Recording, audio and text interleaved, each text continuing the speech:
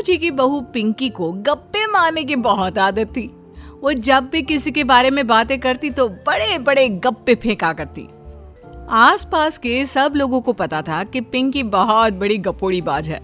लोग उसकी बात पर विश्वास नहीं किया करते थे, लेकिन हाँ, उसकी बातें सुन सुनकर हंसते बहुत थे। अरे बहू, पड़ोस वाली शर्मा जी है ना, उनकी बेटी का जन्मदिन है, तुम भी चली जाना। ठीक है मम्मी जी, ये तो बता दो गिफ्ट में लेकर क्या जाना है? अरे लेकर क्या जाना है, 250 का लिफाफा दे देना, बस काफी है। अरे मम्मी जी, अच्छा लगेगा क्या? पड़ोसी हैं हमारे, हमें कुछ बड़ा लेकर जाना चाहिए। अरे बहू, इतना काफी है। जानती हैं आप, मेरे मायके में जब पड़ोस में किसी की बर्थडे होती थी ना, तो मम्मी कुछ ना कुछ गोल्ड का ही देकर भेजती थी। पड़ोसी के बर्थडे में सोना? कैसी बातें करती हो। और नहीं तो क्या, आपकी तरह थोड़ी ना लिफाफा पकड़ा दिया। पिंकी शर्मा जी की बेटी के जन्मदिन में चली जाती है। अरे आज तो बड़ी सुंदर लग रही हो साड़ी में। जी मैं तो लहंगा पहनकर आने वाली थी, मम्मी जी नहीं मानी। अरे बेटा, बर्थडे पार्टी में तो साड़ी चल जाती है, मेरा मतलब कोई शादी थोड़ी ना है। कैसी बात कर रही हैं आप आंटी जी? मेरे मायके में तो छोटे छोटे फंक्शन भी हम लोग लहंगा बनवाते थे बुटीक से, डिजाइन करवाकर। चाहे पड़ोस पे किसी का जन्मदिन हो, मेरी मम्मी हमेशा बुटीक से नया लहंगा डिजाइन करवाती थी। मैंने तो ऐसा कहीं नहीं देखा, ये तो तुमने आज बड़े कमाल की बात बताई। अरे जाने दीजिए, कोई बात नहीं। और बताइए, आपकी बेटी नजर नहीं आ रही? अरे भाभी, मैं यहाँ हूँ, ये देखिए मेरा ड्रेस कैसा लग रहा है? ठीक ही है, मतलब बर्थडे के हिसाब से थोड़ा हल्का है ना। अरे भाभी, इतना सुंदर गाउन पहना है मैंने।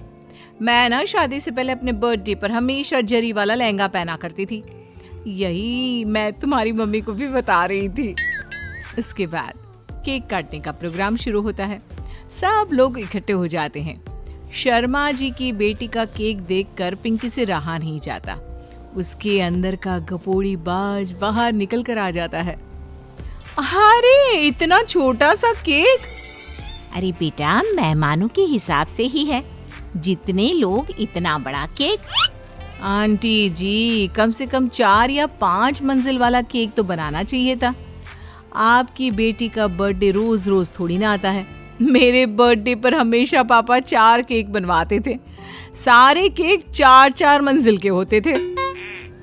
वहां पर सारे लोग उमा जी के मोहल्ले के ही थे और वो पिंकी के गप्पे मारने की आदत से अच्छी तरह वाकिफ थे, इसलिए सब लोग उसकी बात सुनकर हंसने लगे, लेकिन किसी ने पिंकी से कुछ नहीं कहा। एक दिन सुबह सुबह पिंकी ने अपनी सास से कहा, मम्मी जी, मेरे मम्मी पापा मुझसे मिलने के लिए यहाँ आ रहे हैं। अरे वाह, ये तो बहुत अच्छी बात है, उनके आने की तैयारी करो, अच्छा अच्छा खाना बनाओ। वैसे कब तक आएंगे? मम्मी जी फ्लाइट से आ रहे हैं, कल शाम को 4 बजे की फ्लाइट है। फ्लाइट? लेकिन बेटा, तेरा मायका तो यहाँ से 2 घंटे की दूरी पर है, तेरे मम्मी पापा फ्लाइट से कब से आने लगे? अरे मम्मी जी, आपको पता नहीं है, मेरे मम्मी पापा ना आधे घंटे की दूरी के लिए भी फ्लाइट का टिकट बुक करवाती है। अरे गप्पे थोड़े कम मारा करो बहू, कोई फ्लाइट से तब आएगा ना जब यहाँ पर एयरपोर्ट होगा। तुम्हारी मम्मी क्या उड़कर आएगी घर में? अरे हाँ मम्मी जी, मैं तो भूल ही गई थी। वो क्या ना, मेरे मम्मी पापा हमेशा फ्लाइट से ही ट्रैवल करते हैं, तो मेरे दिमाग से ही निकल गया था। अगले दिन पिंकी के मम्मी और पापा पिंकी से मिलने के लिए उसके घर आते हैं। आइए आइए जी, आपका बहुत बहुत स्वागत है। और समदन जी, हमारी बेटे की कोई शिकायत तो नहीं ना? ठीक से संभाल लिया है ना आपका घर? अरे मेरी बहू बहुत समझदार है, घर का काम बहुत अच्छे तरीके से करती है, बस थोड़ा ज्यादा बोलने की आदत है उसे, आपको परेशान करती होगी ना? बात तो आपकी सही है, उसकी थोड़ा ज्यादा नहीं बहुत ज्यादा बोलने की आदत है।